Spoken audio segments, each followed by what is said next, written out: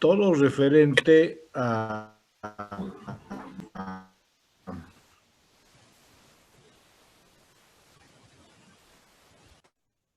vasculopatías retinales, muchas veces con la medicina interna. Entonces, es importante conocer esto porque es un tema, digamos, que no trata el médico, digamos, oftalmólogo, ¿no? Una hipertensión, una diabetes no va a tratar el oftalmólogo. Y las consecuencias de esta tampoco. Pero, digamos, el tema es conocer como médicos generales la forma de controlar la evolución. Porque viendo el fondo de ojo podemos ver si esa evolución está óptima o no. Bien, entonces, luego vimos las consecuencias, que serían las oclusiones vasculares, también frecuentes, al menos la venosa. Si muchos de ustedes van a ser, por ejemplo, internistas, entonces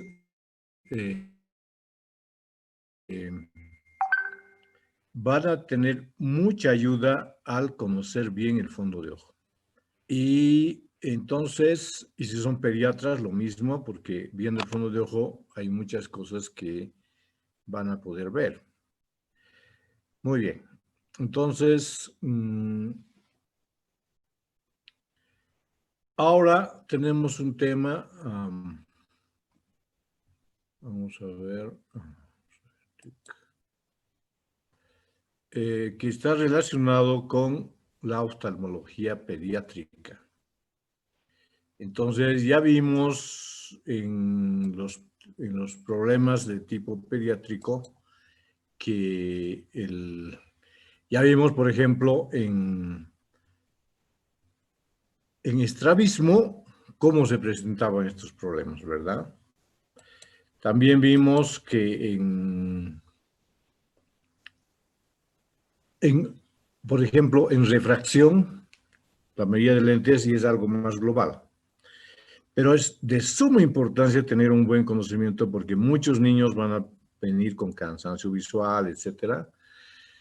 Y es importante graduarles lentes tempranamente, ¿no? Para que desarrollen su visión.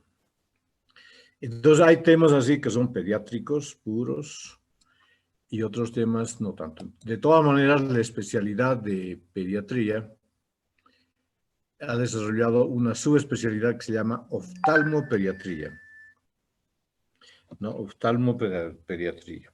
¿Mm? Y la oftalmopediatría es eso, ¿no?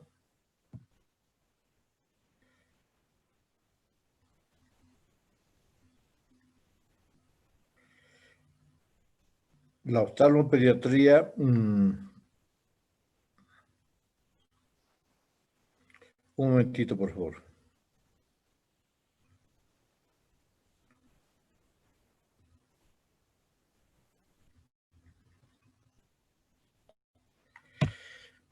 La oftalmopediatría es una parte de la oftalmología en aquellas personas que... Vamos a ver un segundito, por favor. Estoy viendo algo acá.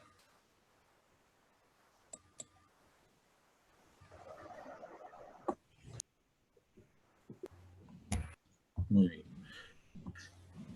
Doctor Alfredo, ¿logró entrar? Sí, aquí está. Muy bien.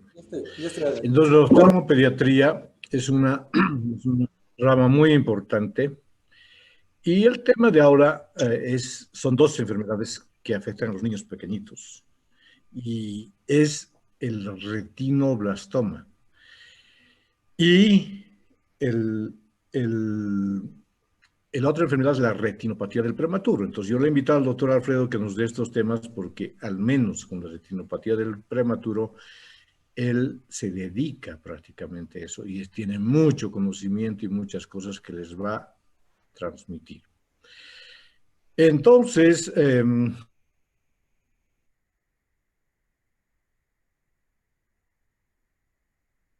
le voy a dar la opción de que él nos dé la charla ahora, porque él está muy inmerso en ese tema.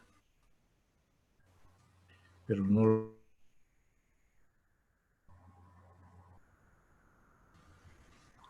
Doctor Alfredo, ya. ¿Ya estoy como Entonces, hospedador? no todavía. Ya. Ah, ya, ahora sí, ahora sí. Entonces, Bueno, jóvenes, entonces a escuchar y al final las preguntas, por favor. Voy a comunicarte cuando estemos a la mitad a las 18:30 para que sepas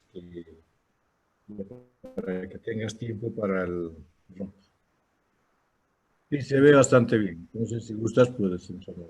Otro detalle, jóvenes, sí, nomás, Alfredo, puedes nomás ampliar tu imagen. ya, Todo bien. muy bien. El tema no se los he pasado, pero sí lo voy a hacer en el curso de la semana, porque ya de 3 semanas tenemos el examen parcial. Entonces, todo esto tiene que tener estos temas. Los temas que no se los he pasado, se los voy a pasar en el curso de estas semanas. Bueno, doctor Alfredo, por favor, entonces, estamos atentos. Ya, muy bien. Entonces, vamos a empezar con el tema. Y como estaba comentando el doctor Freddy, es importante tener criterios bien claves para este tipo de pacientes, ¿no? Porque muchas veces en la atención primaria de la salud, el médico general, médico pues en el campo, el médico internista, qué sé yo, es el primero que tiene el acceso a poder diagnosticar este tipo de cosas, este tipo de problemitas en los niños. Y son dos temas sumamente importantes. Retinoblastoma, ¿por qué? Porque es un tumor maligno que amenaza directamente la vida del bebé, ¿no? Del niño, del pequeño. Y la retinopatía del prematuro, que es una enfermedad que vamos a detallar más adelante, que puede dejar ciego a un bebé de por vida, ¿no? Entonces son aspectos pues fundamentales, ¿no? De la medicina preventiva en cuanto a oftalmología, que son claves, o sea, digamos, una persona con catarata, con glaucoma, digamos, no pierde la visión de un día al otro, ¿no? Es algo que sea muy eh, avanzado, pero pues este tipo de patologías, pues, cuando no son diagnosticadas a tiempo, pues son devastadoras y muchas veces causan morbilidad y mortalidad importante a nivel mundial, sobre todo, como nosotros sabemos, en países en vías de desarrollo como el nuestro. Muy bien, entonces vamos a ver acerca de los tumores oculares en niños y vamos a ver el retinoblastoma. El retinoblastoma es un tumor intraocular maligno primario más frecuente en la primera infancia, ¿no? De origen, pues, primario como tal, ¿no? No secundario a leucemias ni secundario a otro tipo de tumores, en sarcomas, ese tipo de cosas. Es un tumor raro, se produce en 1 de cada 20.000 recién nacidos vivos, felizmente no es tan frecuente. Eh, Se vuelve clínicamente aparente antes de los 3 años de edad. Y vamos a ver la partecita de la foto que es sumamente importante de hacerla, que todos vamos a poder hacerla simplemente contando con un oftalmoscopio directo, el cual pues felizmente es pues bastante accesible, ¿no? En cualquier consultorio de medicina general, en cualquier puesto de salud. Por lo general deriva de la transformación maligna de las células retinianas primitivas antes de su diferenciación final. Afectan al ojo y alrededor de este, lo que es órbita, nervio óptico y por vecindad el sistema nervioso central, ¿no? También pueden propagarse hacia otras partes del cuerpo, incluyendo cerebro y la columna vertebral. El retinoblastoma suele afectar a niños pequeños, pero también puede en ocasiones aparecer en adultos, mucho más raramente. Entonces aquí vamos a ver un poquito de la parte hereditaria del retinoblastoma. Entonces tenemos dos tipos de presentación. El retinoblastoma puede ser hereditario en un 40% y no hereditario o esporádico en un 60%. Los no hereditarios presentan el tumor único, típicamente no transmiten la enfermedad a sus descendientes y resultan más frecuentes en niños mayores de 3 años. En cambio, los hereditarios son tumores que pueden ser uni o bilaterales y múltiples. Se presentan a una edad más temprana que el anterior tumor, transmiten a su descendencia en un 50% de los casos. Y el patrón de herencia se dice que es autosómico dominante con alta penetrancia de un 80 a 95%, aunque es incompleta y tiene una expresividad variable. El gen RB1, que es el gen que se ha identificado en este tipo de trastorno, se encuentra en la región 14 del brazo largo del cromosoma 13, ¿no? Q14.1 y Q14.2.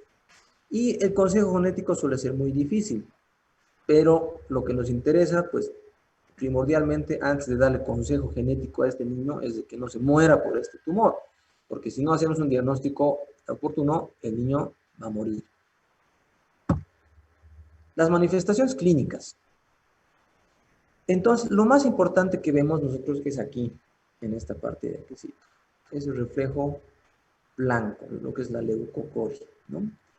Y la leucocoria es, como les había mencionado anteriormente, es algo muy práctico y se puede hacer cualquier persona que tenga un oftalmoscopio directo. Incluso pues en las fotos, ¿no? Sale a veces, cuando sale el reflejo rojo en los ojitos, pues tenemos este tipo de manifestación, acompañado de una desviación del ojito, ¿no? Una endoforia en este caso.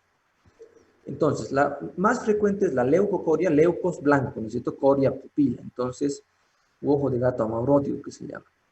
Entonces, es sumamente importante en la evaluación de quien sea, de médico general, de pediatra, de ginecólogo, de salubrista, de quien sea, es importantísimo que tengamos el cuidado de poder hacer esta evaluación, porque como hemos indicado, pues es un diagnóstico diferencial sumamente importante la leucocoria.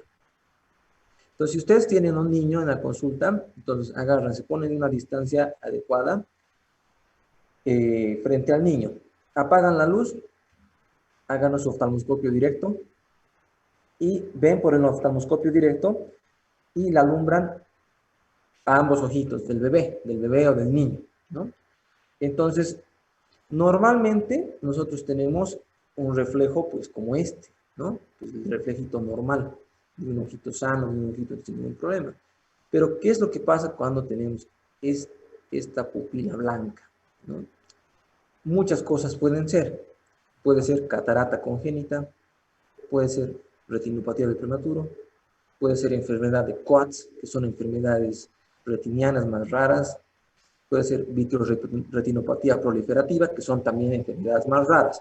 Pero lo importante es que puede ser un retinoblastoma, ¿no? Y como les he mencionado y he hecho hincapié, si es un retinoblastoma, tenemos el tiempo contado para actuar. Si no, ese bebé puede morir. Entonces, eso es lo más importante, ¿no? El diagnóstico diferencial de la leucocoria, la cual, como les había mencionado, pues, es uno de los diagnósticos principales a descartar. Ahora, el estrabismo es la segunda forma más común de presentación, con el 20%. Por eso es sumamente importante que cualquier niño, bajo cualquier circunstancia, si uno ve el ojito desviado, aunque sea pseudoestrabismo, aunque sea una endotropia, aunque sea una exotropia, tiene que ver necesariamente el fondo del ojo, tiene que descartar que haya este otro tipo de problemitas, ¿no? En una endotropia, en una exotropia, como habíamos mencionado en el módulo de estrabismo, pues la retina está normal, ¿no? Y es un problemita ya más neurosensorial, pues que tiene, pues ahí, ya hemos detallado eso, ¿no?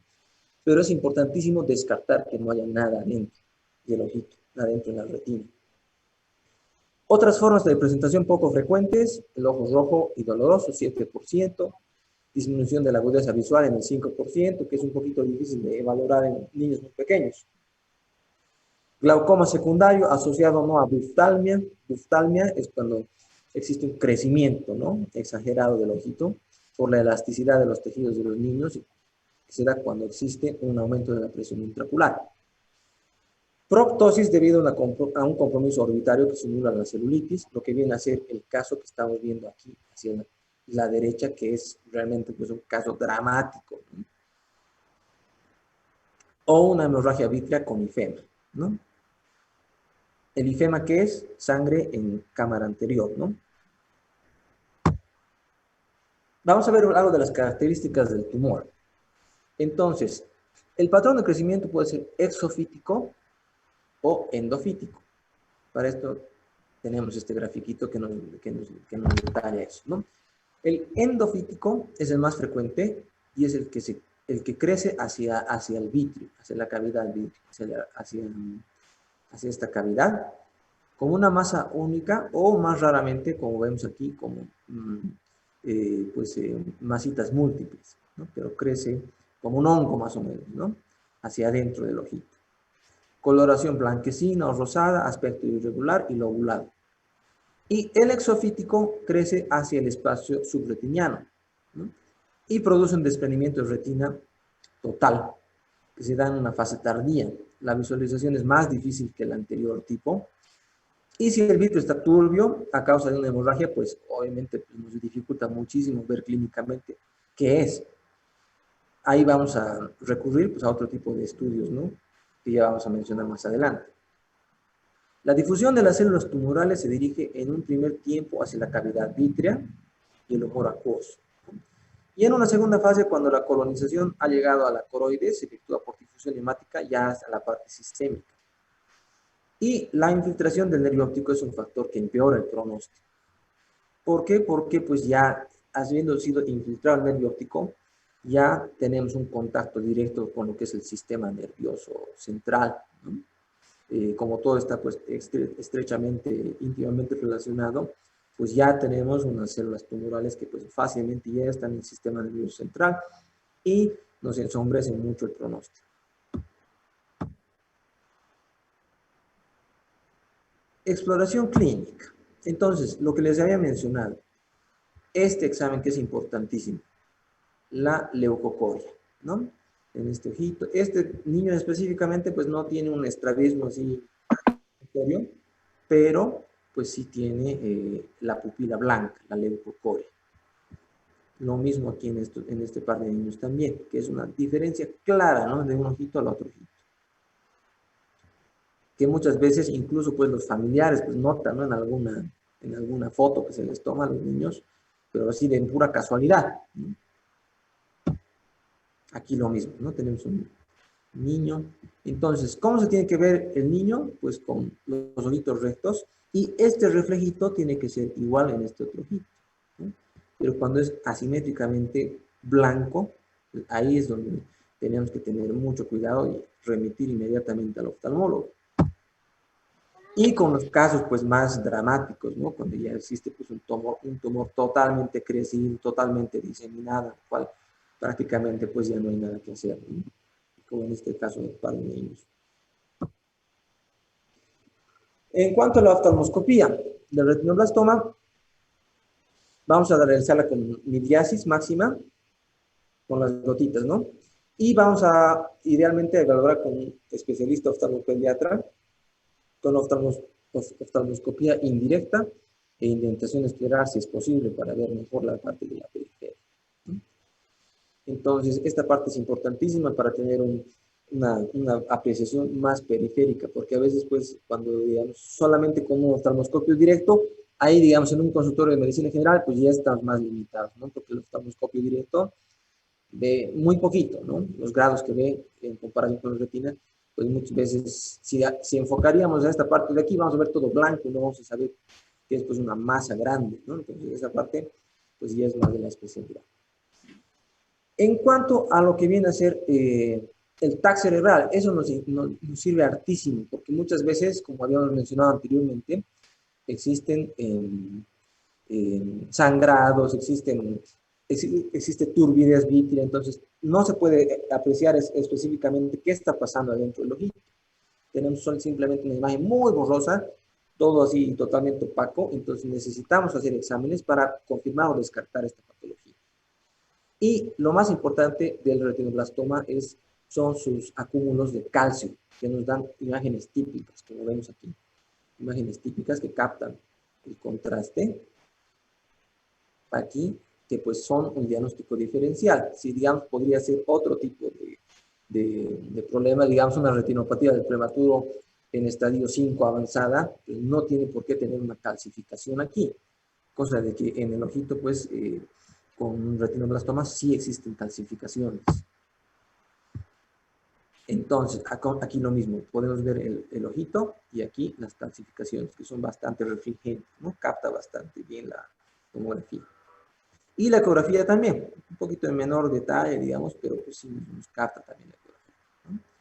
Y aquí pues nos refiere una gran masa reflectiva llena la cavidad vítrea con una área calcificada central altamente reflectiva, que es pues lo patognomónico, lo típico de esta enfermedad. Hablando de la anatomía patológica, pues nosotros tenemos una serie de hallazgos en el microscopio, principalmente lo que viene a ser la roseta de Flexner-Winterstein. Este puede ser fácilmente una pregunta de examen, por si acaso, ¿no? Aparte de la calcificación que habíamos mencionado también. Aquí podemos ver una pieza ya, ¿no?, de anatomía patológica, el tumor ahí totalmente establecido.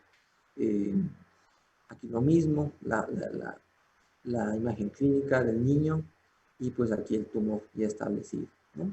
Y aquí podemos ver las rosetas, perdón, aquí podemos ver lo que son las rosetas de Flexner-Wintersteiner, que pues son las típicas, pero vamos a ver que dependen también mucho del crecimiento celular. Entonces, tenemos dos tipos de crecimiento celular de este tumor, una forma indiferenciada y otra forma diferenciada. En cuanto a la indiferenciada, tenemos unas células pequeñas redondeadas, núcleos hipercromáticos grandes de cromatina densa, ubicados en la base de la misma y escaso citoplasma, parecidas a los retinoblastos indiferenciados y con mitosis muy frecuentes. La forma diferenciada, ya es posible observar este tipo de rosetas, que son más patognomónicas de esto, ¿no? Rosetas de Flexner-Wintersteiner, compuestas por células más maduras, cúbicas o cilíndricas, y forman este tipo de luz central rodeada de estas celulitas, ¿no? En cuanto al tratamiento, entonces en el pasado directamente el tratamiento era la enucleación ocular, o sea, quitar el ojito totalmente, ¿no? Todo el ojito hasta el nervio óptico, ¿no? Y radiación por fuente externa. Pero en la actualidad ya existen más recursos desde el punto de vista de la parte oncológica pediátrica, ¿no? Lo cual, digamos, muchas veces, si es que el tumor no tiene un grado pues avanzadísimo, que pueda poner en riesgo el ojito, a veces es incluso pues posible incluso mantener el ojito. Entonces vamos a mencionar algunas de estas terapias, como es la radioterapia externa, que es capaz de eliminar más del 90% del tumor, con un riesgo de recidiva.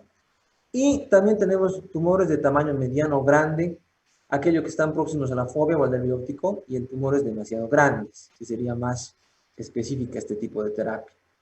Luego la radioterapia con placas, que se utiliza el cobalto y yodo, que producen curación satisfactoria en más del 90% de los casos, pero siempre y cuando, pues, si estamos hablando de un tumor pequeño o pues mediano, ¿no? Que no se ha diseminado, que no se ha llegado pues, a afectar más. Después tenemos la quimioterapia, la cual está indicada en retinoblastomas ya extensos, para ya ver la partecita de prepararlos para ya sea la enucleación o pues la conservación del ojito, ¿no?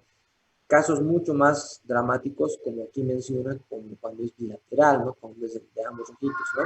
Quitarle como tal, pues ambos ojitos a un bebé, pues es algo pues totalmente dramático, ¿no? Pero pues es una cuestión pues que tenemos que sopesar, ¿no? Por la vida del bebé, como les había mencionado. También tenemos la crioterapia, que es una terapia pues adjuntada para la parte de no solamente esto, sino pues a ciertas patologías retinianas también, que es la aplicación de frío, ¿no? Entonces, la indicación de este tipo de terapia, que es con nitrógeno líquido, ¿no? Tiene una sonda de nitrógeno líquido que se pega en la esclera. Y es en tumores pequeños, de hasta 6 milímetros, que no comprometan el humor vítreo, y especialmente los anteriores, con una respuesta pues menor a las anteriores, que es de un 70%.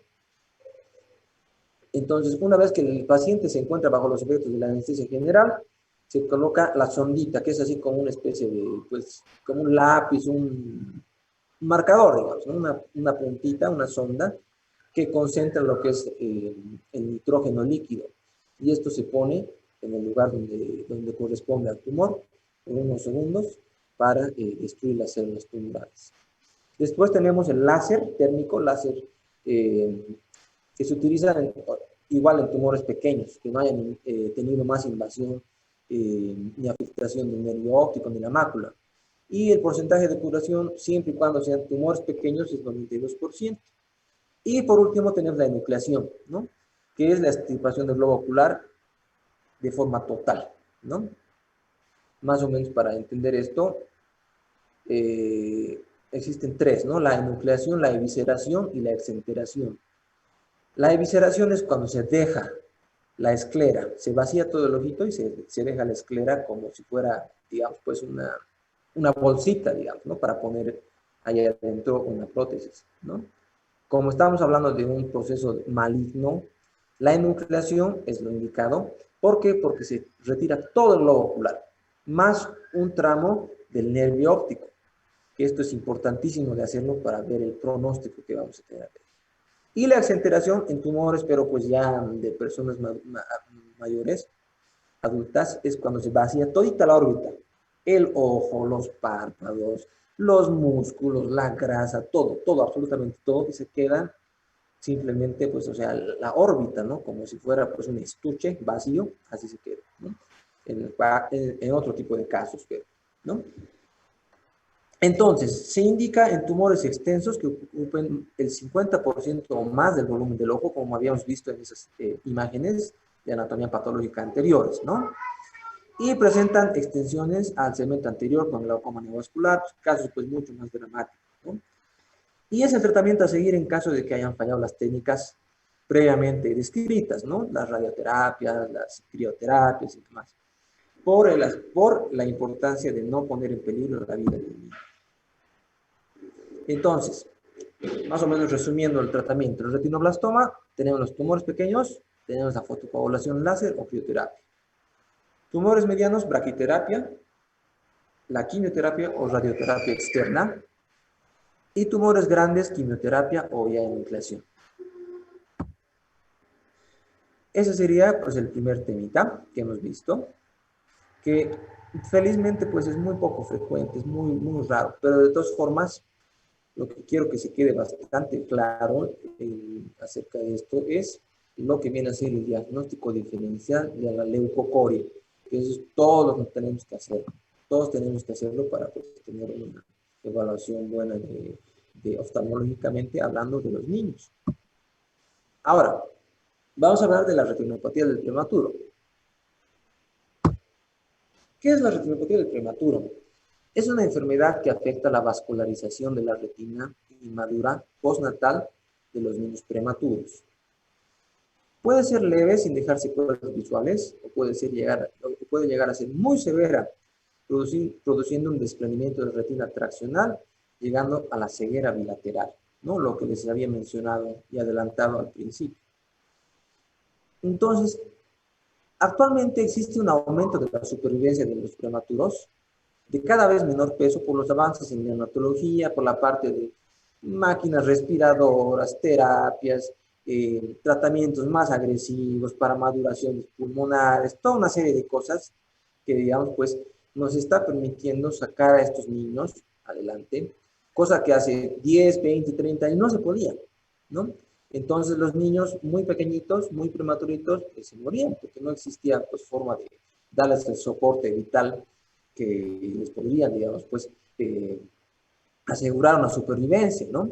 Entonces, a la par de este aumento de supervivencia de los niños prematuros, ha habido un aumento de la incidencia de la discapacidad y defectos asociados principalmente en el pulmón, en la parte neurológica, el neurodesarrollo y la parte ocular, ¿no? Secundario, pues, a todo lo que viene a ser la prematurez, ¿no? Que es, pues, un tema pues complejo de ver y pues obviamente multidisciplinario, ¿no? No solamente la parte del ojo, sino neonatología, pediatría, todo absolutamente, cardiología infantil, todo eso.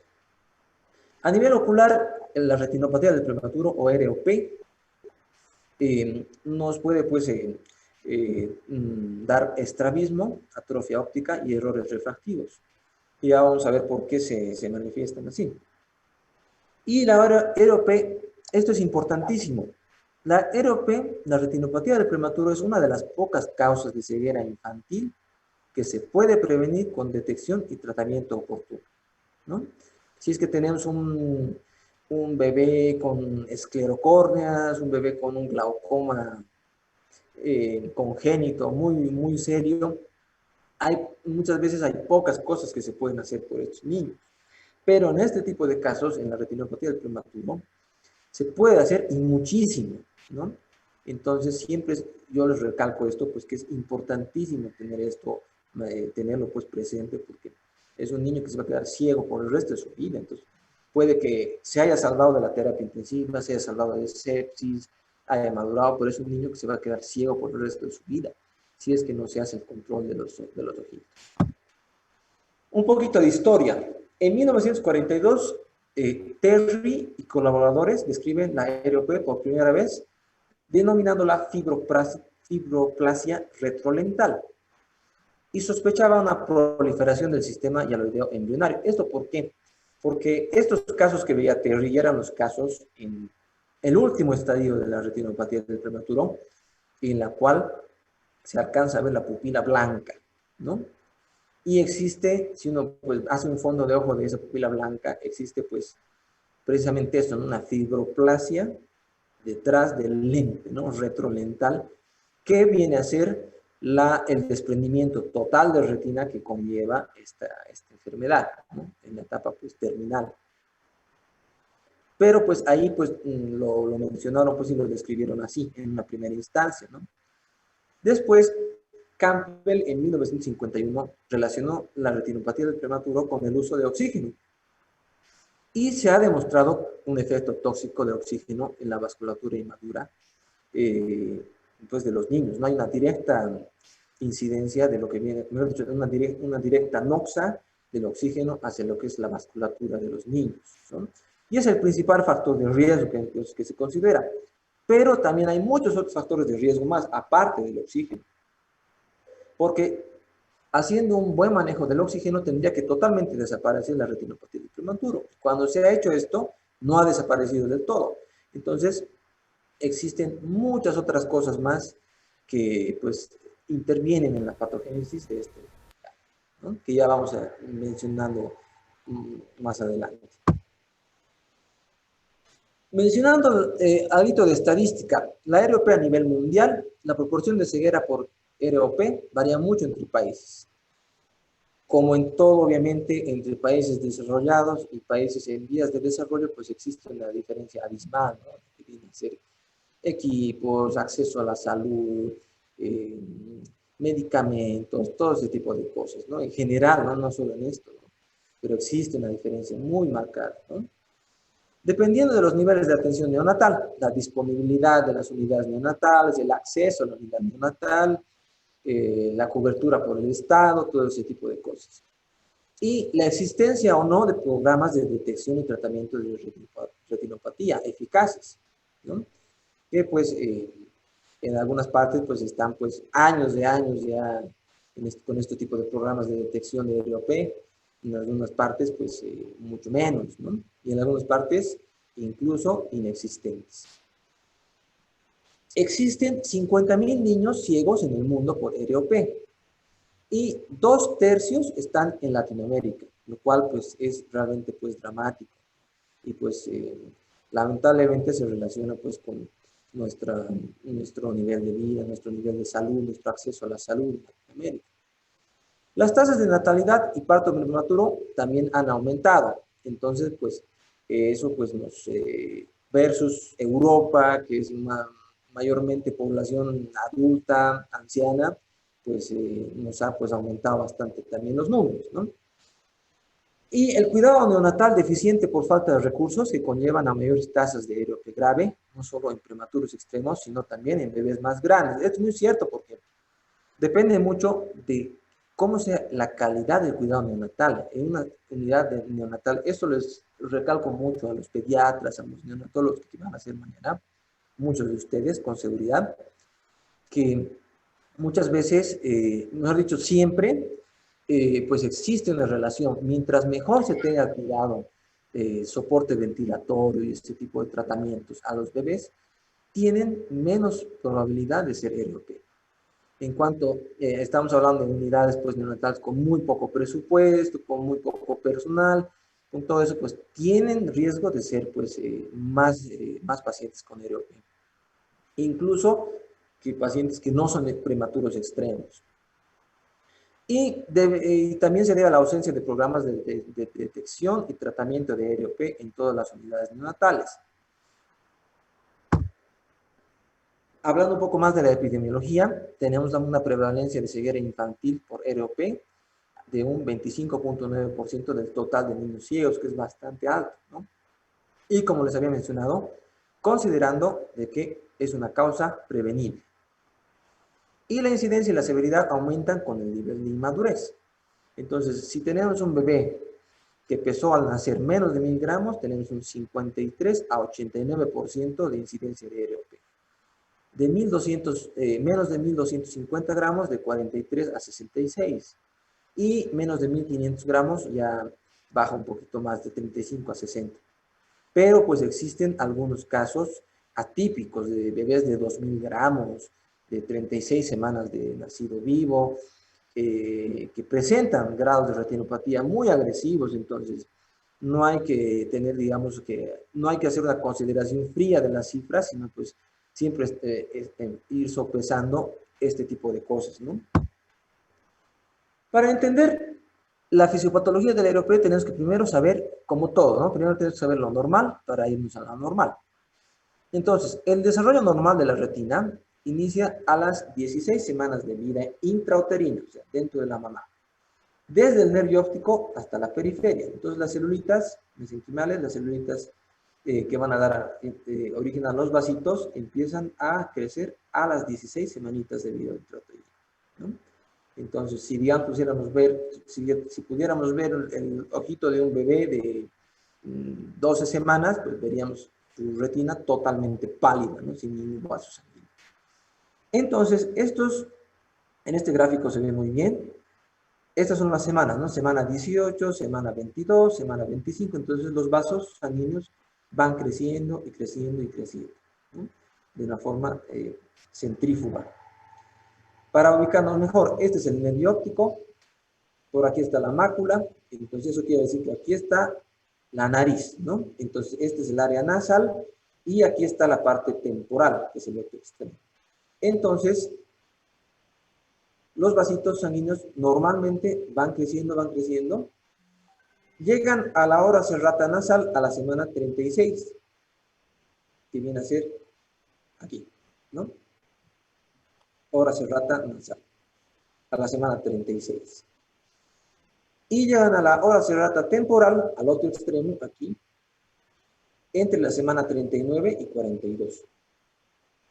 Entonces, esto es importante. ¿Por qué? Porque si es que vemos un bebé de 32 semanas y no ha vascularizado hasta esta parte de aquí, pues es normal, ¿no? Porque pues todavía no tiene que vascularizar hasta ahí, en condiciones normales. Entonces, hay que saber interpretar bien todo este tipo de cosas para poder hacer un buen examen del fondo de ojo.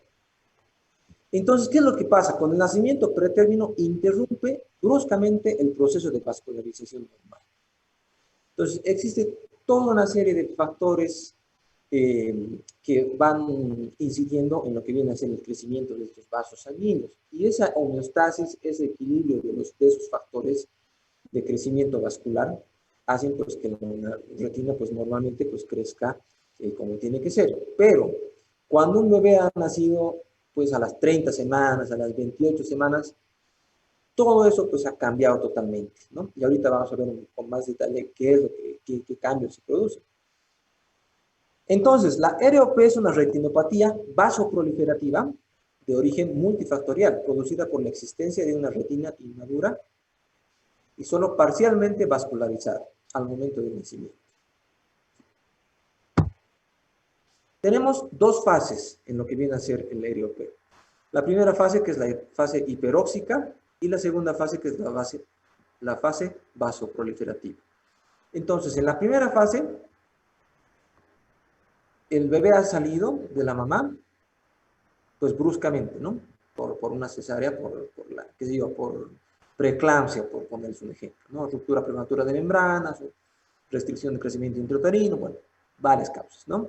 Entonces, ¿qué es lo que pasa? Estos vasitos que estaban creciendo hacia la periferia se cortaron ahí y se estancaron ahí. Entonces, el nivel de oxígeno que estaba recibiendo el bebé dentro de la mamá es abismalmente distinto al nivel de oxígeno que el bebé está recibiendo afuera. ¿Por qué? Porque el bebé está con pulmones inmaduros, está con ojos inmaduros, está con todo absolutamente inmaduro, ¿no? Entonces, parte del soporte vital que el neonatólogo le da al bebé es niveles de oxígeno suplementarios, ¿no? Porque pues el pulmón está pues haciendo un esfuerzo terrible por respirar, ¿no? Entonces estos bebecitos fácilmente pues se desaturan, tienen dificultad, ¿no? Y si es que se desaturan, tienen dificultades en la oxigenación, vamos a tener lo que vienen a ser secuelas neurológicas por baja oxigenación del cerebro, ¿no? Lo cual es pues terrible también, ¿no? Una parálisis cerebral, por poner un ejemplo, ¿no? Entonces, dentro de su soporte de vida, vamos a tener un incremento, como he dicho, una adición de oxígeno importante para que el bebé no se nos muera, ¿no? Entonces, este oxígeno provoca una vasoconstricción a nuestros vasitos sanguíneos en la retina. Y esa vasoconstricción provoca una obliteración del vaso y un daño endotelial, que provoca una apoptosis de células endoteliales vasculares. Entonces, llega hasta aquí el desarrollo de los vasos sanguíneos. Entonces, aquí está todo esto libre de vasos, está avascular y aquí está con los vasos a la mitad, ¿no? ¿Qué es lo que pasa después? La fase vasoproliferativa. Entonces, tenemos que esta parte de aquí, la parte avascular, tiene una demanda acelerada y aumentada de oxígeno, ¿no? Esta retina vascular. Está en hipoxia, entonces tiene que crear algún tipo de mecanismo para que los vasos sanguíneos lleguen y pueda ser oxigenada, puede ser, digamos, nutrida, ¿no? Como normalmente tendría que ser, ¿no? Pero lo que pasa es que esto causa una reacción exagerada de producción de factores angiogénicos, ¿no? El principal que vamos a tomar en cuenta es el factor de crecimiento vascular endotelial, que provoca la neovascularización patológica en este tipo de casos. Entonces, este factor de crecimiento vascular normalmente existe en el cuerpo, normalmente existe en la retina, en los pulmones, en el cerebro, en varias partes existe, porque pues tiene un factor específico. Pero ¿qué es lo que pasa en este caso? Pasa que tiene una reacción exagerada por la patología mencionada y hace una neovascularización, pero una neovascularización patológica, anormal, de vasos sanguíneos, pues, que pues no cumplen el objetivo pues, que nosotros necesitamos. Entonces, sabiendo esto, vamos a pasar a la clasificación internacional de la AROP. Esta clasificación nos sirve para los siguientes términos. Define la gravedad de la enfermedad, nos permite decidir el tratamiento, si le vamos a hacer tratamiento, si va a ser solamente observación, si ya le podemos dar de alta. Hacemos un mejor seguimiento al paciente y uniforma criterios para hacer estudios multicéntricos, para que todos hablemos el mismo idioma, aquí, en Colombia, en Argentina, en México, en la China, en todo lado, ¿no? Para que todos podamos unificar los criterios y poder, pues, tener una buena evaluación de estos pacientes. Entonces, el ROP se clasifica de dos maneras. Por las zonas de extensión y por los estadios de actividad. Vamos a ver a continuación qué es eso. Las zonas de extensión es qué tan extensa, qué tan grande es nuestra área de retinopatía del prematuro. Y para esto tenemos que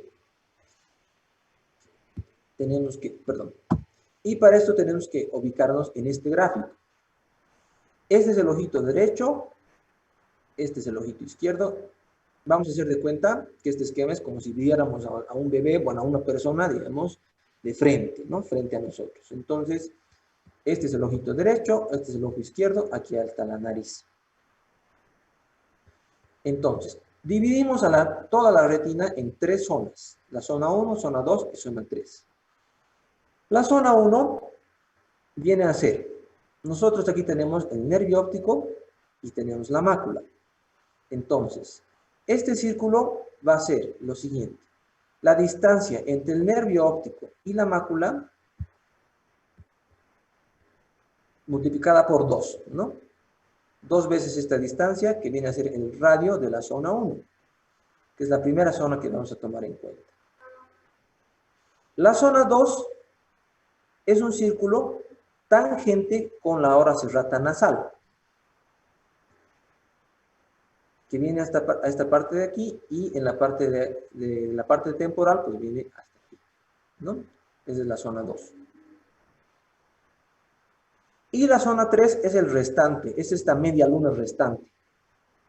Desde aquí hasta aquí. Toda esta media luna es considerada la zona 3. Y lo mismo para el otro ojito, ¿no? En una imagen con un espejo. Entonces, esto es importante para evaluar bien a estos bebés, para saber qué tan grave es la enfermedad o qué tan leve es la enfermedad. En cuanto a los estadios de actividad, los estadios de la actividad son el momento en el cual se para el crecimiento de los vasitos sanguíneos, pues en una primera instancia, en el estadio 1, hace una línea de demarcación. Todas estas fotos que les voy a mostrar son fotos mías, sacadas con mi celular y la lupa de 30 dioptrías, ¿no? Entonces, estas fotitos pues son mías, de mi casuística, de los bebés que he ido pues controlando y algunos pues he ido tratando también. Entonces, aquí nosotros podemos ver los vasitos sanguíneos y aquí vemos una línea delgadita amarillita. Perdón. Aquí. Entonces, tal vez no se ve tan bien, está un poquito borrosita, pero aquí nosotros podemos ver una línea.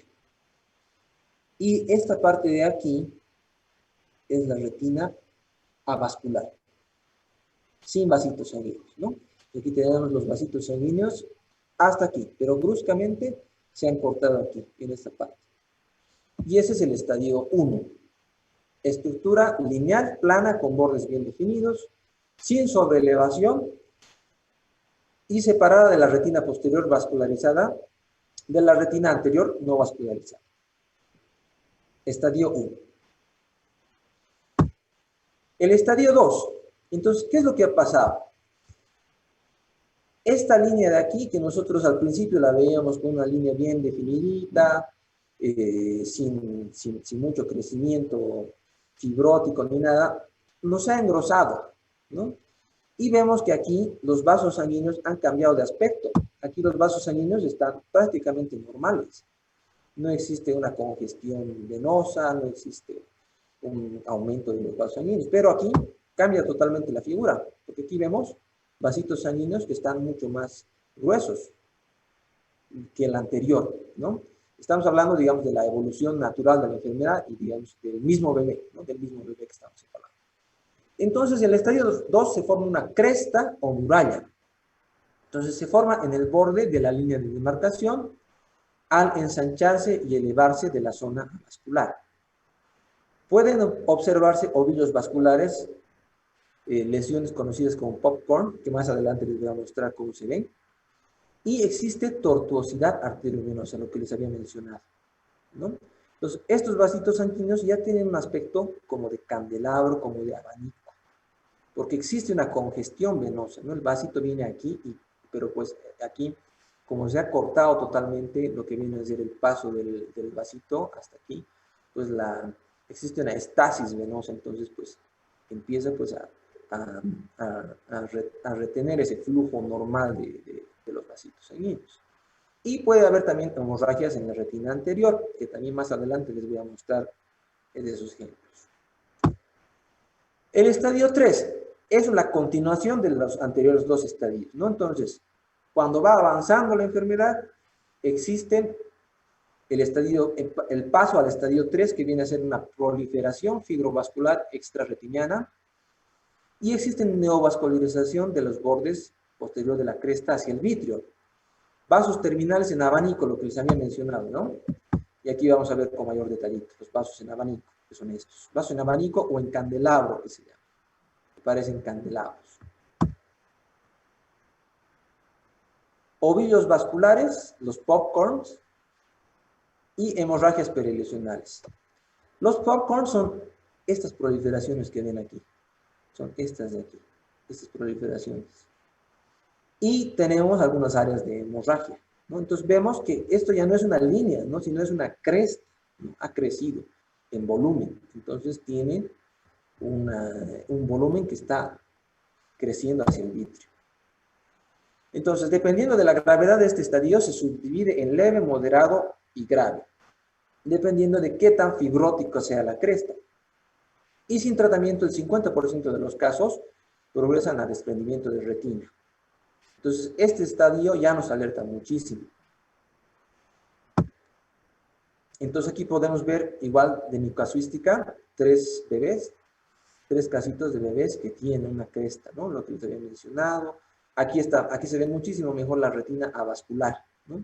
Toda esta retina que está sin vasitos, aquí los vasos dilatados, aquí la cresta igual, aquí un poquito de sangrado por esa vasoproliferación que se está dando lugar. En cuanto al estadio 4, tenemos ya un desprendimiento parcial de la retina, ¿no? Entonces tenemos un orden cronológico, ¿no? Pasó de estadio 1 a estadio 2, estadio 3, y si no se hizo ningún tratamiento, pasa al estadio 4, porque existe una tracción en la retina que provoca un desprendimiento de retina parcial en este caso, ¿no? Estadio 4. Entonces nosotros aquí vemos la retina pegadita, pero en la parte de aquí vemos la retina totalmente desprendida. Y dependiendo de la extensión de este desprendimiento de retina, 4A se llama cuando no hay compromiso de la fóvea, de la mácula, ¿sí? Del área de mayor visión, y 4B cuando hay compromiso de la fóvea. Y por último, el estadio 5 es el desprendimiento de retina total, en embudo abierto o cerrado, o sea, ya la última etapa, ¿no? Cuando se desprende totalmente la retina. Aquí es lo que yo les había mencionado en la parte histórica. Eso es lo que se llama la etapa 5, la fibroplasia retrolental. Entonces aquí nosotros vemos la retina totalmente desprendida. Aquí la fibroplasia, ¿no? Ese crecimiento fibrótico. Un glaucoma secundario por un déficit del drenaje dentro del líquido. Tenemos una leucocoria, tenemos edema de la córnea por el glaucoma y una masa blanca que está presionando el cristalino, ¿no? Es lo que es, pues ya, el ojito pues ya prácticamente ciego. En cuanto a la enfermedad plus, ¿qué se refiere de enfermedad plus? La enfermedad plus es pues como agravante de los estadios anteriores, ¿no? Entonces, ¿a qué se refiere? Nosotros habíamos visto que gradualmente los vasitos sanguíneos se van congestionando cada vez más y más. Entonces, esa congestión venosa, pues va manifestándose también en el polo posterior, o sea, aquí. Aquí podemos ver la arcada temporal, aquí está la mácula, ¿no? Y nosotros vemos aquí, normalmente, este tipo de vasitos sanguíneos son muy delgaditos, ¿no? Son filiformes, son así, parecen, pues o sea, son muy delgaditos, ¿no? Los vasitos sanguíneos de los bebés, normalmente. Pero cuando existen este tipo de dilataciones, nos están alertando de que en la parte periférica existe algún tipo de problema, ¿no? Y es un agravante. Entonces, más o menos para que se den idea, el ojito empezó así, ¿no? No había dilatación venosa, había simplemente una delimitación. Fuimos a verle otra semana, ya empeoró esto. Fuimos a verle la otra semana, empeoró esto. Y vemos que existe una dilatación de las arteriolas, de las venas. Entonces, existe un patrón de empeoramiento, que es lo que nos alerta y nos da las directrices para decir, bueno, a este bebé hay que hacerle cirugía, hay que operar, hay que hacerle tratamiento, ¿no? Entonces, a eso se refiere la enfermedad plus. Entonces, existe tortuosidad arteriolar y dilatación venosa en polo posterior, por lo menos en 2 cuadrantes. También existe acompañado de rigidez pupilar y a veces turbidez vítrea.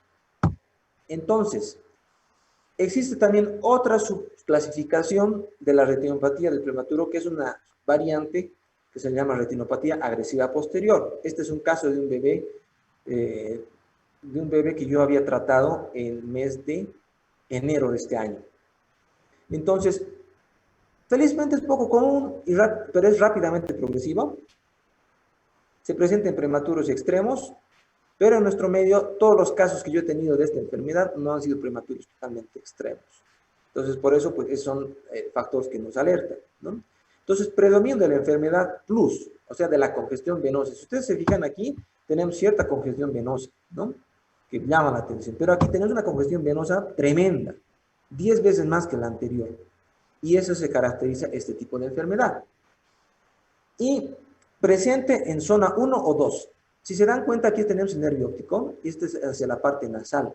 Y si se dan cuenta, no ha avanzado casi nada la vascularización. Porque mira, toda esta retina no está vascularizada.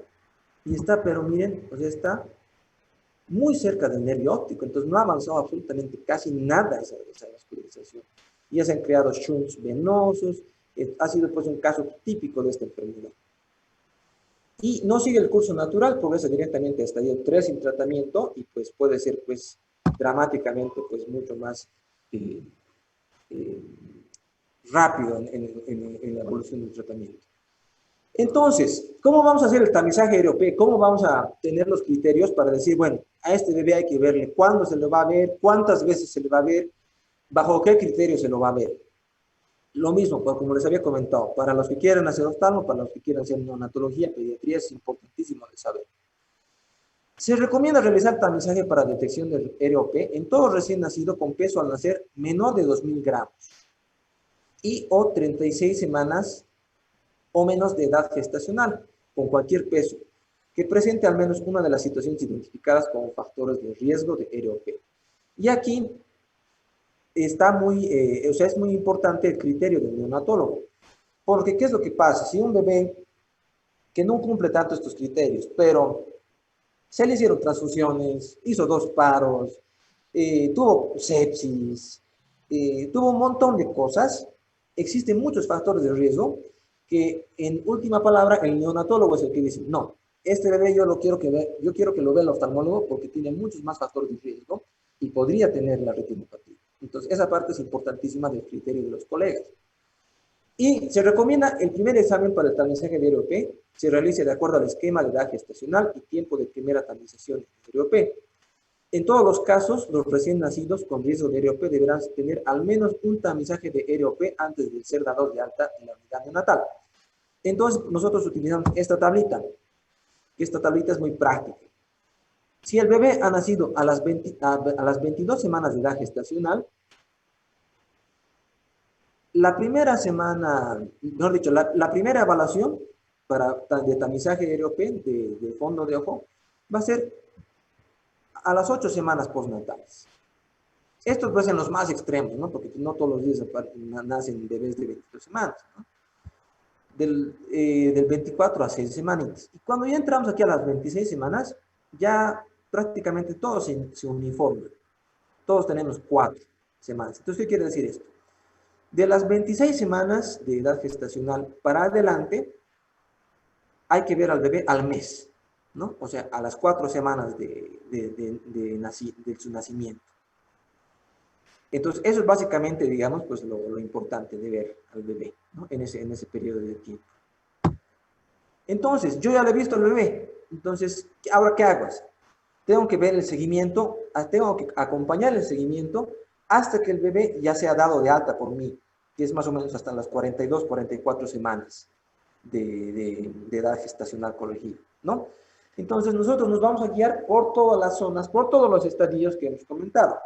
Entonces, nosotros, más o menos por poner un ejemplo, vámonos un poquito atrás, aquí.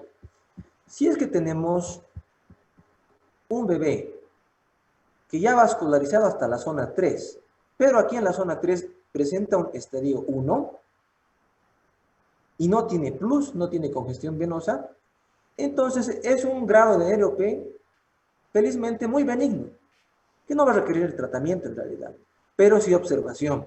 Lo que tenemos que seguir muy de cerca a estos bebés, no se los puede dejar así a su suerte, ¿no? Entonces, este tipo de bebés, yo pues no tengo mucha urgencia de verlo, pero sí lo voy a ver, pero entre 2 a 3 semanas. simplemente para, digamos, ir verificando de que pues no haya ninguna complicación.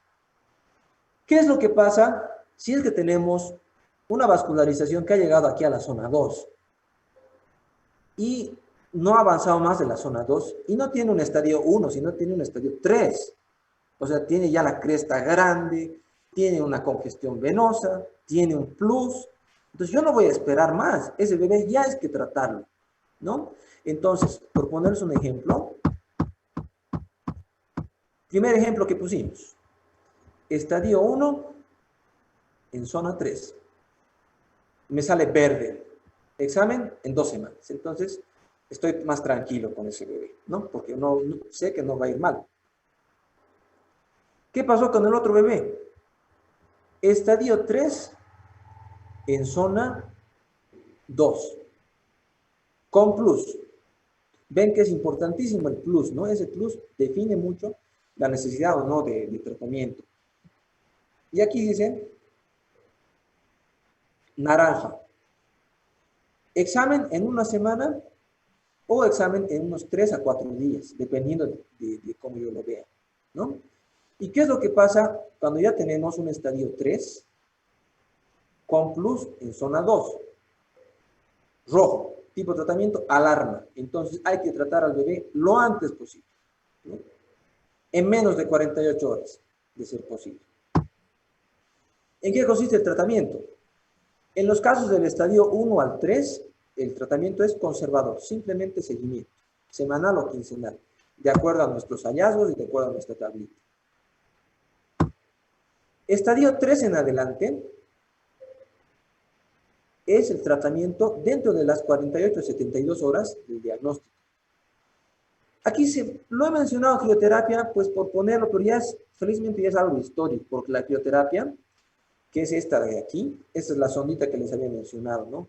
La crioterapia es una terapia bastante agresiva para el bebé, deja muchas secuelas, sí puede solucionar la enfermedad, digamos, pues como tal, pero hoy en día, pues no es la primera elección, ¿no? Digamos, si yo tengo un hijo prematuro, yo no quiero que le haga crioterapia porque tiene muchos efectos secundarios.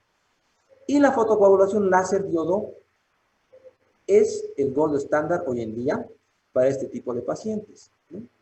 Para este tipo de pacientitos, para que ablaciona la retina periférica vascular, que tiene mayores resultados, tiene menos efectos secundarios, menos secuelas a largo plazo. En cuanto a los estadios 4 y 5, ya cuando existe un desprendimiento de retina, ya realmente es muy opcional la parte de la cirugía. Como aquí dice, no ofrece beneficio funcional a pesar de adherir la retina, ya el ojito, pues lamentablemente ya está prácticamente perdido, ¿no? Entonces, pues se puede hacer una cirugía vitreoretiniana, que es una cirugía grandísima, con muchas complicaciones, muchos detalles, pero pues no hay un beneficio tan como uno quisiera en realidad, ¿no? Y hablando de la retinopatía agresiva posterior, está indicada la inyección de antiangiogénicos intravitreos, es decir, el Avastin, ¿no? El bevacizumab. Los antiangiogénicos que actúan en el factor de crecimiento vascular endotelial y lo limitan, lo inhiben. Entonces, cortan esa cascada de patología, ¿no?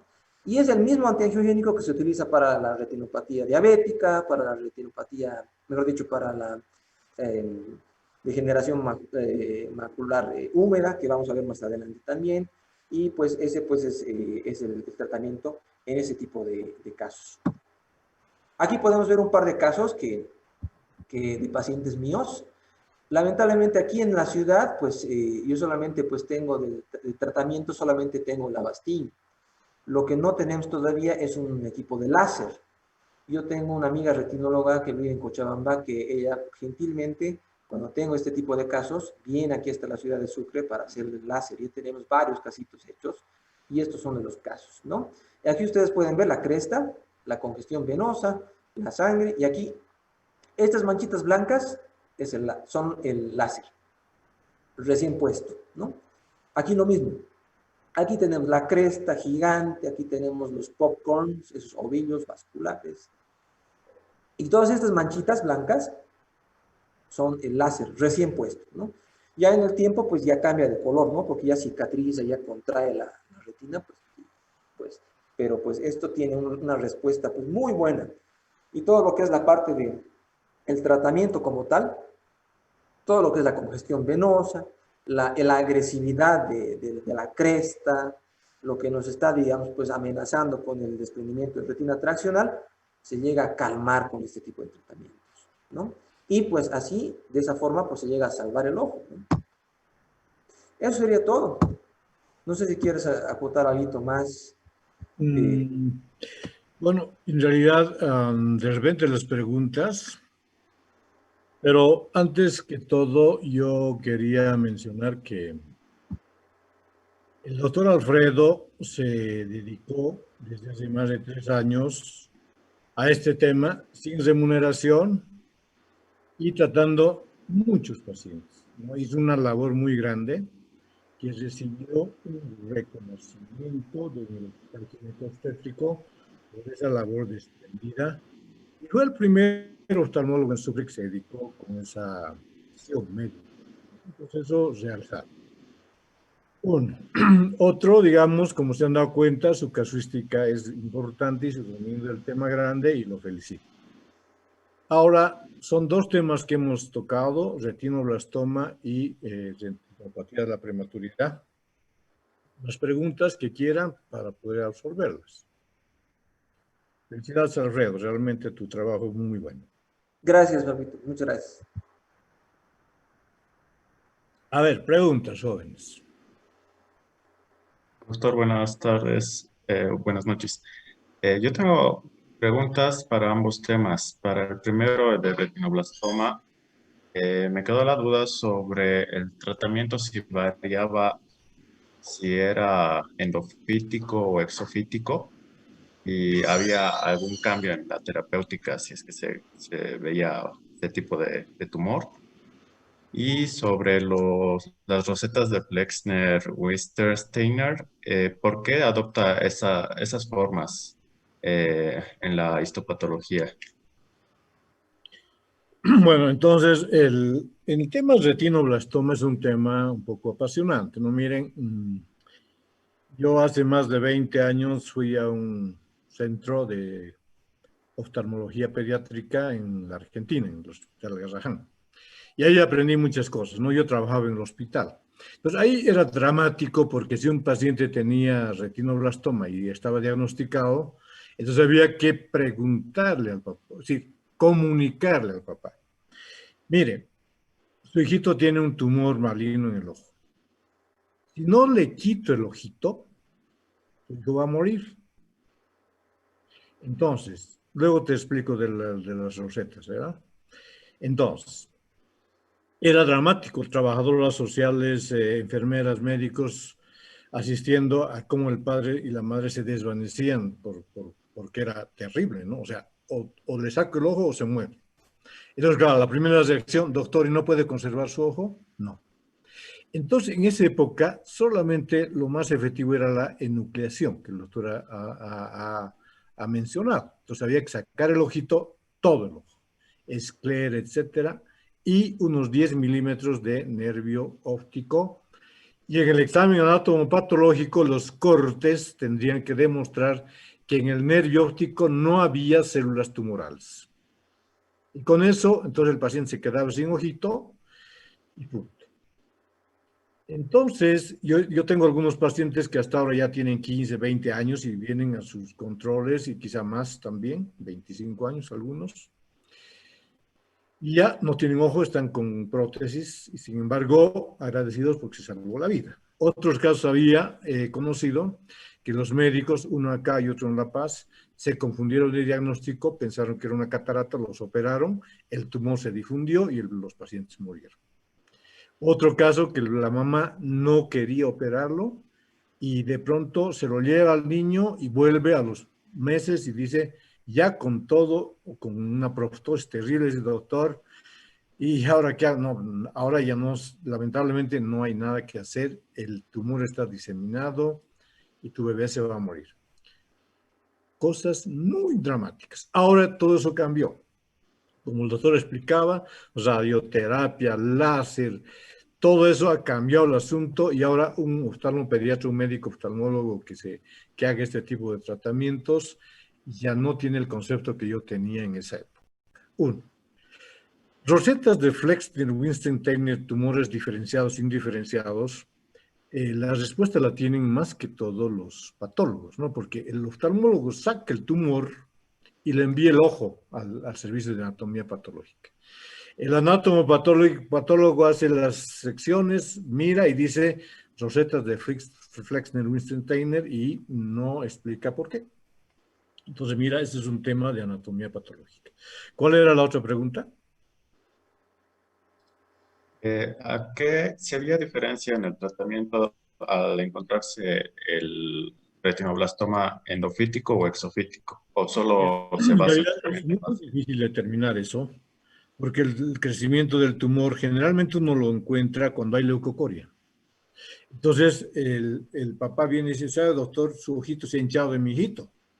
Parece que no está viendo. Uno le manda a tomar una tomografía o una ecografía y se fija que en esa lesión hay calcificación. Entonces, eso es lo patognomónico. Digo, aquí hay un tumor. Y esto hay que quitar el ojo. Pero doctor, se lo ve bien, que aquí, no, lo siento, hay que quitarlo. O ahora, eso era en mi época, ¿verdad? Ahora, no, le hagamos tratamiento, le hagamos quimioterapia, le hagamos laserterapia o lo que sea. Entonces, no es fácil de discriminar, ¿no? Yo creo que más que todo, ese es el resultado del estudio anatomopatológico, de ver que el tumor ya se fue hacia la esclera o ver que el tumor se fue hacia el vítreo. Pero no es tan fácil, no es tan fácil, porque el niño es pequeñito, hay que hacerle dormir para hacer el examen y muchas veces, digamos, hacerle un estudio de fondo de ojo es difícil. ¿Alguna otra pregunta, por favor?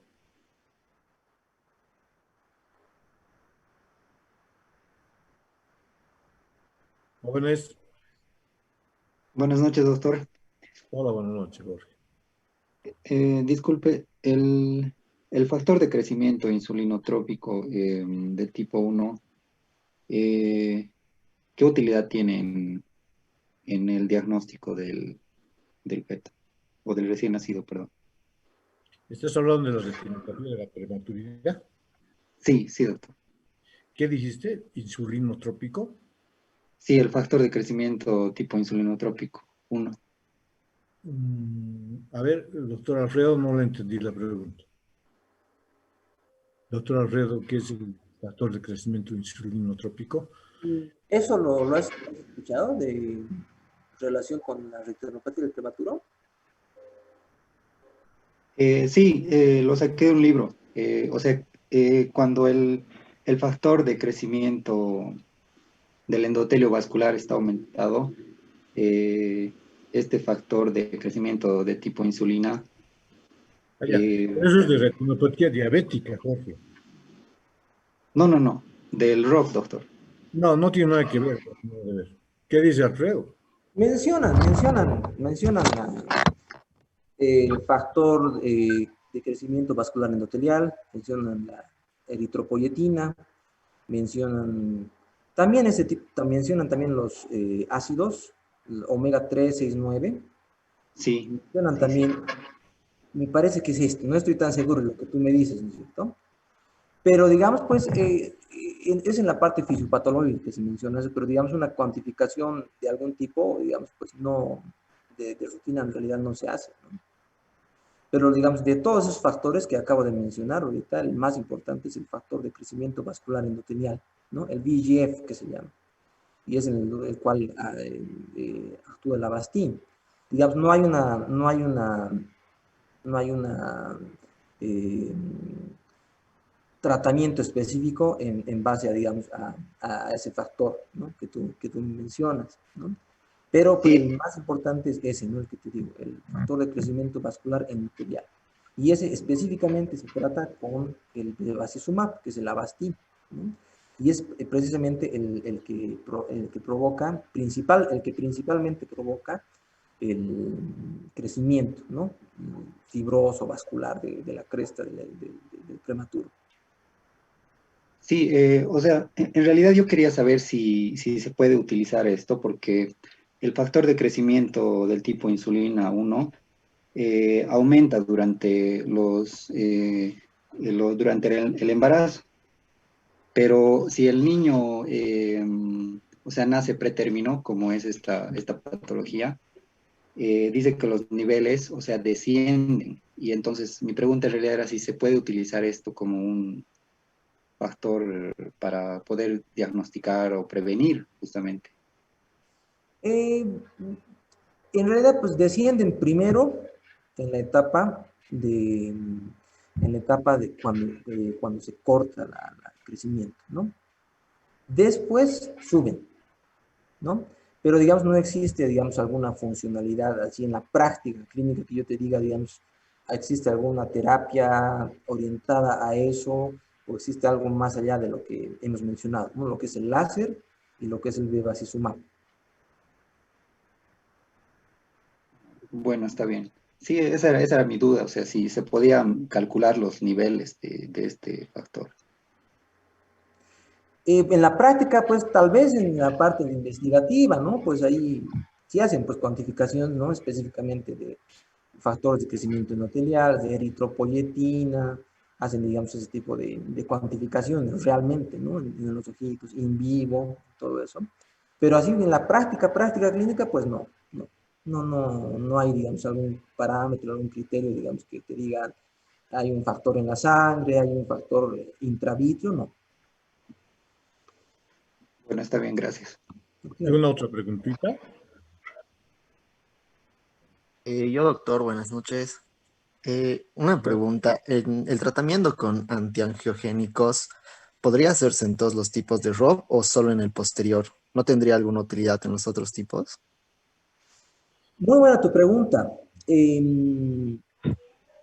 Está principalmente usado el antiangiogénico para la agresiva posterior, ¿no? La retinopatía agresiva posterior principalmente, ¿no? Si es que, pero la guía latinoamericana de la retinopatía de la prematuridad te dice lo siguiente: si tú no tienes láser a tu disposición en tu ciudad, puedes poner antiangiogénico, ¿no? Y eso es lo que me ha pasado a mí.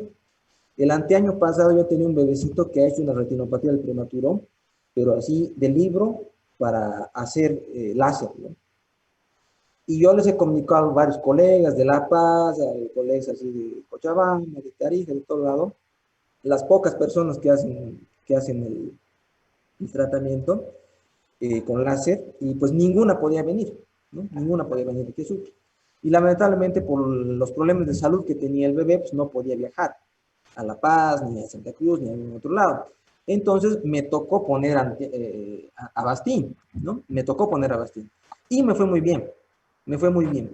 Ahora, ¿cuál es el detalle con el Avastin? El Avastin, eh, existen muchos detractores y existen muchas personas que están a favor de solamente usar esa terapia ahorita a nivel mundial. Existen muchos estudios que están diciendo específicamente solo hay que poner Avastin o solo hay que poner antiangiogénicos, ¿no? Entonces, y otros dicen, no, pero es que se tiene que poner láser. ¿Y eso por qué? El detalle es el siguiente, ¿no? El factor de crecimiento endotelial, si bien en el ROP es exagerado, en el resto del cuerpo, pues sirve, o sea, mejor dicho, pues es útil, ¿no? Es útil. Es útil en la maduración neurológica y es útil en la maduración pulmonar. Entonces, ¿qué quiere decir esto? Que yo al bebé que le he puesto Avastin, yo le he puesto esto, pero eso va a tener una absorción sistémica en su organismo y va a durar aproximadamente un mes el efecto del tratamiento. Entonces, lo que yo le estoy, digamos, salvando en el ojo, probablemente estoy perjudicando en el cerebro y en el pulmón. Entonces, eso es algo que todavía no está a ciencia cierta descrito, si realmente es una noxa o no tanto así. Se habla de dosis menores, dosis mayores, toda una serie de cosas. Eso realmente es uno de los detalles en los cuales se debate mucho hoy en día. Hay escuelas que dicen el antiangiogénico, hay escuelas que dicen el láser, ¿no? Personalmente, pues hay que hacer un equilibrio de los dos, ¿no? Hay que hacer un equilibrio de los dos, pero generalmente el tratamiento del Avastin es muy, muy bueno. O sea, es una mejoría que en días se ve. Yo la anterior semana he inyectado a un bebé. O sea, también hay tratamientos combinados, porque yo la anterior semana he diagnosticado un bebé con estadio 3, un plus terrible en zona 1. O sea, un caso dramático. Y estaba terrible el ojo, estaba malísimo, malísimo, horrible. ¿Y qué es lo que he hecho? Entonces, he hablado con mi amiga, las que les había mencionado, la retinóloga que vive en Cochabamba. Entonces, me ha dicho, ya, está bien, preparar al bebé, le vamos a hacer láser el sábado. Pero mientras tanto, yo le he puesto Avastin. Entonces, del anterior lunes, que es el diagnóstico, le puse miércoles Avastin y el sábado le hicimos láser. Entonces, en ese tipo de casos dramáticos, hemos utilizado las dos cosas, ¿no? Digamos, por la emergencia, hemos usado el Avastin en una primera instancia, ha calmado un poquito el proceso, le hemos hecho láser el sábado y el bebé está yendo muy bien. Ayer lo he ido a ver al bebé y está mucho mejor de lo que estaba hace una semana, ¿no? Entonces, es una serie de más o menos, digamos, las herramientas que uno tenga y que, como les había mencionado, lamentablemente aquí en la ciudad, pues no tenemos el láser. El láser cuesta 30, 40 mil dólares, que es difícil para que yo lo compre pues por mi lado, sin el apoyo de gobernación, sin alcaldías y demás cosas que pues mucha importancia no le dan a esto, ¿no? Con la importancia que tiene. Pero como te digo, muy buena tu pregunta y es una de las partes pues que como te digo pues es a veces un poquito digamos de debate de las personas que hacemos ROP, pero pues a veces utilizamos de los dos dependiendo del caso, ¿no? Gracias, doctor. Con todo gusto. ¿Alguna pregunta más? Doctor, en ese aspecto del RF, ¿afectaría a la altura en el desarrollo de esta patología? No sé, en el aspecto de que si el prematuro estaría saliendo de una clínica de La Paz y habría menos oxígeno después, ¿aumentaría la neurovascularización? No, no hay un efecto directo de la altura, ¿no? De, digamos, un bebé a nivel del mar, un bebé, digamos, en La Paz, digamos, por decirlo, ¿no? Lo que sí, digamos, el efecto directamente es en el cuidado, o sea, en la calidad del cuidado neonatal de la unidad neonatal donde está el bebé, ¿no? Ya sea en La Paz o sea a nivel del mar. Ese es el factor importante.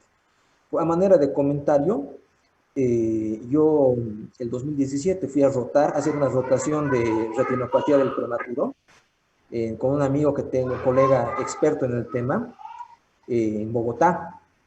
Y él me decía, yo tengo, así en Bogotá, que también es la altura más o menos de Sucre, ¿no? Entonces me decía, yo, lamentablemente, me dice, en algunas unidades neonatales siempre tienen los peores casos de retinopatía del prematuro. Y en las unidades neonatales que tienen bastantes recursos, tienen personal, tienen pues equipos, casi no tienen.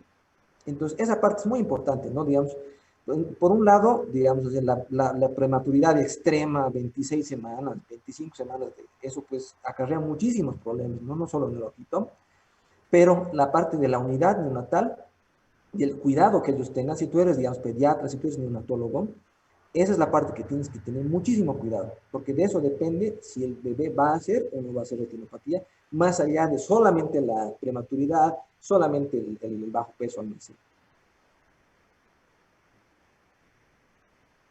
Bien, doctor, gracias. No, con todo gusto. Oye, ¿hay alguna preguntita más, por favor? Y si no, cerramos. Entonces, quería comentarles que en 2 a 3 semanas más es el segundo parcial. Así que les recomiendo que por favor lean y hagan sus esquemas, etcétera, ¿no? Porque el examen va a ser un poquito más complicado, ¿no? Porque ya son muchos temas. Y la retina en sí es siempre un poco más difícil de entender que los otros temas, ¿ya? Entonces, el 21 de noviembre tenemos el examen. Así que a prepararse, por favor. Y vamos a hacer la misma forma que hicimos el primer parcial, ¿ya? Así que estudiar. En el primer parcial, algunos sacaron muy buenas notas. Que bueno, les va a ayudar para este examen que va a ser un poco más complicado. ¿Hay más preguntas, jóvenes? Muy bien, entonces la próxima semana continuamos con los temas y les voy a ir pasando las presentaciones para que tengan de dónde estudiar. ¿Está bien? Bueno, conmigo y con el doctor, buenas noches. Buenas noches, doctor Alfredo. Buenas noches a todos, gracias por su atención. Hasta luego, doctor, gracias. Hola, doctor, gracias. Hasta luego. Que les vaya bien.